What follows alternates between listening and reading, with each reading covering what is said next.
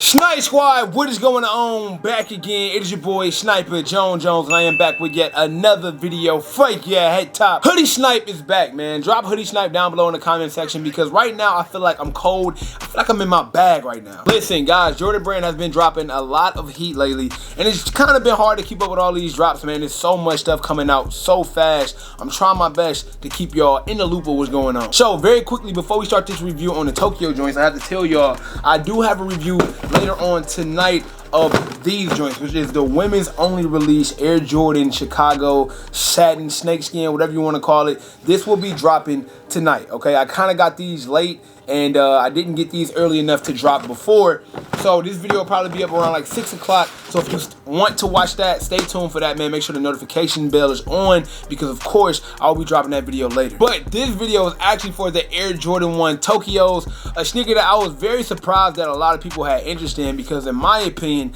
I really didn't think it was worth the hype that it was getting. Now, I will be seeing these in hand for the first time. I haven't checked these out yet before I started the video, so I'm gonna give you my full-on synopsis of the shoe a little bit later. Very quickly, guys, if y'all are new to my channel, make sure you subscribe. As you can see, man, I stay with the upcoming reviews, any upcoming or any new sneakers coming out. I even do how to cop videos, live cop reviews, fashion videos, and so much more over here, man. Make sure you hit the subscribe button. The grind is 100K before the end of the year. Thank y'all for my people who sub, and I really appreciate it. Without further ado, man, let's check out these Air Jordan 1s. I'm excited to see if they're worth the hoopla. These were very limited. Sneakers was not kind to me this morning, and also they only came in selected stores, so not even a lot of stores here in Atlanta got them. So I'm kind of, you know what I'm saying, on the lucky side to even have these in the studio to be able to show you guys. Oh yeah, here we have it, man. I'm very surprised that they would choose to go with a different sneaker box for this release. Now, on the Jordan 1 Satins, they went with a different sneaker box than your regular, original black and red Nike swoosh on the top. But this one has like this grayish shine to it. It's like a gray silver type touch to it. I'm very surprised that they chose to go with a different box for this shoe. Honestly, I don't think a shoe like this calls for a new box, but I'm always excited when Jordan Brand is giving us something new, because we can kind of get very tired of the same silhouette, same boxes, same everything. So it's always good to see something new. On the size tag, it says Air Jordan 1 High. And the color is neutral gray metallic silver, and yeah, that's pretty much it for the Tokyo 1s. Now, this sneaker did release for the retail price of $170, which is pretty much the price point for any Air Jordan 1s coming out. So I mean, it's nothing different there. I remember they used to be $160, man. Time goes by so fast. So let's open these up and see what they're looking like, man. Let's check them out for the first time. One thing though, very quickly, it says 2001 2020 on the paper. Did this shoe drop in 2001? What am I missing, man? What's your boy Snipe Jones don't know about? Because if these drop 2001, I'm slacking. I don't know. A lot of y'all are real OG Jordan heads, a lot more OG than me. I know y'all gonna school me. I know y'all gonna let me know what I don't know down below in the comment section, so I will be reading the comments. But the printed paper on this does say 2001 to 2020 with the Jumpman logo in the middle of both of those dates. Let's see what we working with. Here we have the Air Jordan 1 Tokyo. Okay, I have no idea why they call it Tokyo. I have no idea the hoopla and hype, but I'm pretty sure we gonna get down to the nitty gritty and just figure out exactly everything. But hold on, I'm kind of distracted. I ain't gonna cap. This material ain't bad, bro. You know what I'm saying? Hey, the material on these is not bad. It's not like your regular leather. This is not like a regular leather at all. This is a very soft, what is this, like suede? A new, but I don't think this is leather. Okay, let me stand up. You know what I'm saying? Let me get up. Let me see what we got right here, because this is not, I may be seeing what the hoopla is about. So on the Air Jordan, around this toe box right here, that's not like the standard leather that you would get. It's very different. It's like a nubuck or suede.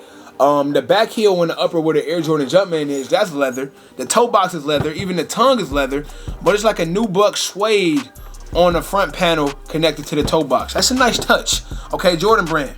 That's a very nice touch. Didn't see that happen. Another thing I kind of noticed is, I ain't gonna cap, it looks like two different tones of gray. So the leather gray is a little bit darker, but this nubuck suede-ish gray is a little bit lighter, like a smoke gray. So I see why they can call it gray and silver, because I believe that the nubuck is gray, but the leather is silver. So, I mean, it's a nice little contrast. I'm still not rocking with these that much, so just to be honest with y'all. But, I mean, I'm finding out things I didn't know before. So that's always a good little point to put out there. Okay, man, let's dive into these. I'm tired of these surprises. We just gonna hit it head on and just talk about the Air Jordan 1 Tokyo. Let's get into it. Okay, so starting off with your outer sole, you get the regular average Jordan 1 outer sole.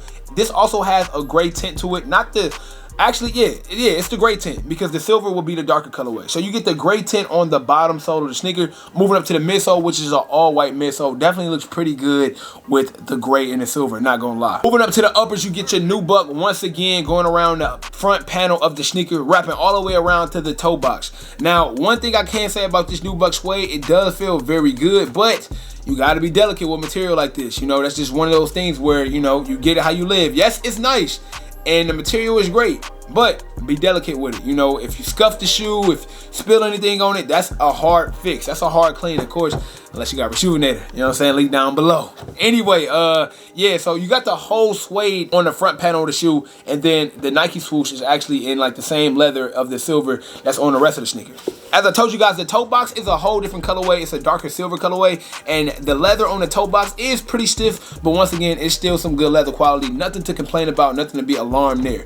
Now, the entire tongue is all leather. This leather feels pretty good, not gonna cap to you. The entire tongue is leather, and it's the same leather that you can find on the back heel of the shoe, but it feels a little bit better. It feels a little bit more soft, a little bit more plush. I actually wish that the leather on the toe box could have been the same leather on the tongue because I feel like it's a little bit better, but I mean, who cares at the end of the day? Checking out the back heel of the shoe, you get some more leather in that silver, going up to the Jordan wing, the iconic Jordan wing that's on just about every Jordan 1 sneaker. And yeah, man, that pretty much wraps it up for your Air Jordan 1. Now, let me go over here and check this out to see if they came with any spare laces. And I don't see any in this shoe. Let me look in this shoe. Okay, I don't see any in this shoe. Is it in the bag? Okay, no. So this pair did not come with any spare laces. Let me know if yours did, because usually Jordan 1s come with spare laces, or maybe I'm not looking all the way down here. I don't see any though. I don't see any, so I'm not sure. Now let's get down to the business side of these, man. The resale value, the supply and demand. Honestly, I know resale will be high for these. I don't know the number right off the back. Let me look them up real quick. It's a size 13, and this shoe is going for $342. Now, it just released, so of course that price will be a little bit higher. But we all know that Jordan 1s always remain, and they always will keep resale value. And that's why Jordan 1s are so hard to get nowadays. You got to understand, man, sneakers is a business now. Everybody knows it. The secret is out. And also, it has a low release point. I mean, a release point is only $170, and you can make 300 plus on just about every release. And even if you're only making $250, you're still making some profit because you only paid a $170 retail price. So, I mean, also, depending on where you live, this shoe is pretty limited. I mean, like I said, here in Atlanta, it was only a few stores, and I do mean a few stores that had access to these. So it was very hard for people to get their hands on, and we all know when it comes with exclusivity comes a price, okay? With rareness comes a price. So I'm not surprised that these are going for $342 just because of the hassle it caused a lot of people to be up in an uproar for. So I mean, that comes as expected. So obviously, if you have pairs of these or multiple pairs of these, you definitely have money to make, or you definitely have money to be made. So yeah, comment down below and let me know if you had any luck on picking these up. That just about wraps it up for me, guys. I'm still unimpressed, I'm not gonna lie. If I would not pay $342 for these, it's just not my stilo. It's a plain I'm not really cool with primary dominant colors. Like, it just looked like one block of color to me. Even though the silver and gray are two different colorways, one is darker, one is lighter, I just feel like the cohesiveness of the shoe makes it feel like just one big color, and it's not really my style, okay? So, I mean, that's just my take on it. I do want to know your thoughts and opinions on the shoe, obviously, so feel free to drop your comments down below, but I would not personally rock this if it was me. Still, great piece to have in the collection. I don't think they will ever re-release a shoe like this. Maybe they will. Maybe the 2001 was the first release, if I'm not mistaken. I really don't know.